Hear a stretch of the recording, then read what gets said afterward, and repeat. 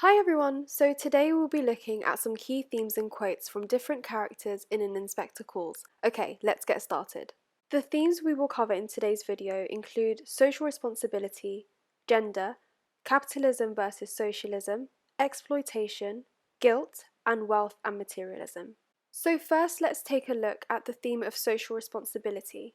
We notice that each of the characters play a different role towards this theme.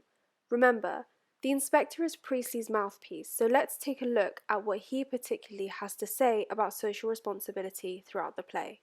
So in the first act, we see the inspector say, "It's better to ask for the earth than to take it." And then later on in the play, he says, "We have to share something. If there's nothing else, we'll have to share our guilt." These two emphasize the selfishness of people, particularly the upper class. Also notice how the inspector uses the collective noun we in his dialogue, a lot more than the Burlings typically do. This ties in with his views as a socialist and that "we are all members of one body," another key quote of his. So essentially his character strongly states that we have this shared responsibility. Just as a quick note, make sure you are zooming in on words like this in your exam, as it will help you cover the close analysis, or otherwise known as AO2. This is a great technique to use if your teacher is always going on about how you need to explore quotes more, or if you need to do deeper analysis in your writing. We will be doing this quite often in the video too. The third quote is a statement which is directed towards the Burlings, but also speaks to the audience too. This is how Priestley uses Inspector Gall's character as a voice or mouthpiece to express the perspective of the lower class. Just as a quick point for context, it's also important to remember that the play was performed only a year after World War II ended. Therefore, Priestley wanted this to be a reminder to everyone to change their hierarchical mindsets, especially after the destruction and devastation left after the war. Now, looking at some of the other characters' reactions to Eva's death, Sybil is a great example of the upper class and their lack of social responsibility.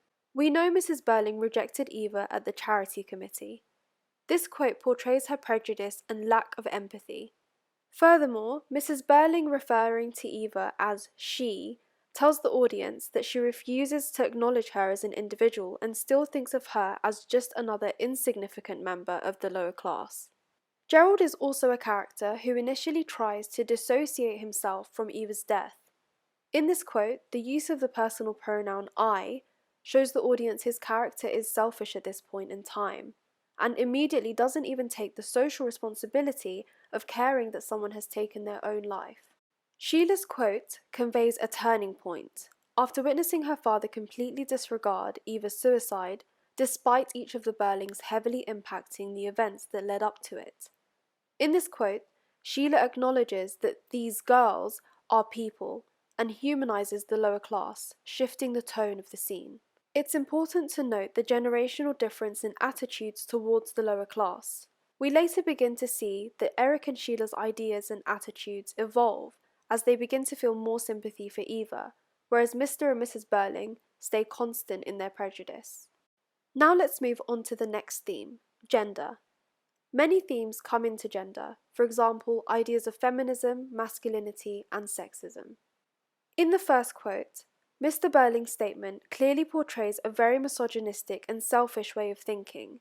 It also reflects how inconsiderate he is, not only because the dash emphasizes that he almost seems to have forgotten his own family, but also it sheds light on this idea of him glamorizing men, working hard whilst he was the one who completely disregarded Eva's hard work and demand for a pay rise. This is how Priestley uses dialogue to really highlight the hypocrisy in Mr. Burling too, because of course, as we know, Mr. Burling does not really work hard at all in comparison to his factory workers like Eva. In the second quote, we can see that Mr. Burling objectifies women and reduces them down to their appearance. We can also see this echoed in Gerald's quotes. It's evident that their dialogue illustrates their sexism and belittling of women. Now, Mrs. Burling's attitude as a woman towards Eva is particularly interesting, as she does not validate Eva's feelings. Instead, she says, "a girl in her position," with no empathy. This is disappointing for audiences to see that Mrs. Burling is completely consumed by her ideas of prejudice, hence why she so naturally belittles Eva and her value in society. This also plays on the idea of feminism and women sticking together. Another key context point, and bear with me, is that as we know, the play is set in 1912, so before the war. However, it was written and performed after the war, at a time when women in the audience would have now had the right to vote and had been able to redefine and establish their role in society during the war, because, of course, we know, when men were sent to war, women who stayed home had to take on many roles that were not necessarily domestic like they were used to, and this gave women a lot of independence and even more value in society. Therefore, characters like Mrs. Burling putting women down would have made her very unlikable to the audience. It's also a chance for Priestley to remind people not to return to a life where women are disregarded. The last quote shows the inspector to be questioning the Burlings of their morals, specifically regarding young women. Again, this is how Priestley is reminding the audience to consider their own attitudes towards women and their treatment in society being dependent on their social class. Just another key context point about women. As we know, the inspector represents socialists, whilst the Burlings represent capitalists. Don't worry, we will go into this in more detail in just a moment. But it's important to keep in mind because the inspector's views on women reflect the socialist treatment of women in society, and therefore this was a really effective way where Priestley was able to persuade his audience to vote for a socialist government rather than a capitalist one. So that brings us quite nicely onto the next theme, which is capitalism versus socialism in the play. Now, Mr. Burling is a character who clearly advocates for capitalism in his approach to dealing with life situations, whether this be not paying his workers enough or marrying Sheila off into a wealthier family for his own capital gain. This attitude is evident in his quotes. For example, he ironically assumes that if the upper class support those in the lower class, then they will become selfish and want even more. This is also the mentality he has when deciding that he will not be giving his factory workers a pay rise. In the second quote, Mr. Burling also refers to those who believe everyone has social responsibility, like the inspector, as cranks. This highlights the capitalist outlook even further and almost makes him appear quite arrogant and immature. As we can see in the next quote, the inspector's character functions to point out all of the faults in Mr. Burling's attitudes towards others, but also his dialogue rewards people who are not in the upper class and all of their hard work and the responsibility that they bear. As we have said, the inspector is a socialist and has a polar opposite attitude to Mr. Burling in terms of how society should be run. Again, here we can see the inspector has used the collective noun we instead of the personal pronoun I. This demonstrates his socialist views and consideration of everyone in society. Regarding the changes we see between the different generations and how their outlooks evolve, Eric seems to have shifted from a capitalist outlook to a socialist outlook, as he takes full responsibility for Eva's suicide. We can also see this aspect become apparent, as we said earlier, in Sheila's character. Okay, so now let's look at the theme of exploitation. The most prominent way we see exploitation is gender and social class. In the first quote, Mr. Burling clearly expresses his exploitation of the lower class. This reflects his capitalist ideology and how he is happy to profit off of the lower class. This leads us on to the second quote, where Mr. Burling is clearly happy to dispose of anybody who is not benefiting him. Furthermore, it's important to note down that, like Mrs. Burling, he refuses to acknowledge Eva's identity and refers to Eva as she. This dismissive tone is reflective of how he thinks of the lower class and is therefore happy to exploit them. Stripping away their identity allows him to do this. We also see how Gerald exploited Eva. He initially implies that he was trying to help Daisy Renton. However, he uses his social and economic power to create a relationship with her, which he ultimately benefits from. Then, he also kind of disposes her, because at the end of the summer that they spend together, he tells her that he needs to go away for a few weeks, and of course, as we know, they never end up together because he ends up coming back to Sheila.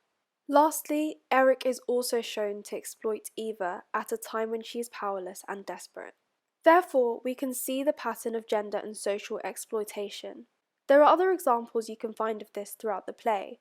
For instance, when Mr. Burling tries to convince Sheila to still marry Gerald after they find out that he's been having an affair with Eva/Daisy Renton. Again, this ultimately would have been to benefit Mr. Burling's own gain in power and status. The next theme to make sure you know very well is guilt. We can see that Sheila and Eric come to understand fairly quickly that they had a responsibility over Eva's death. Both the first two quotes show a sense of their regret and empathy.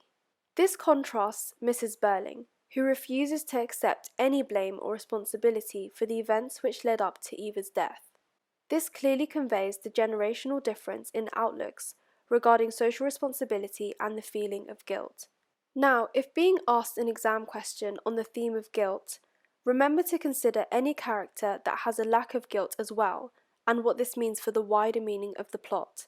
This is also a good opportunity to compare and contrast and discuss other areas of the play.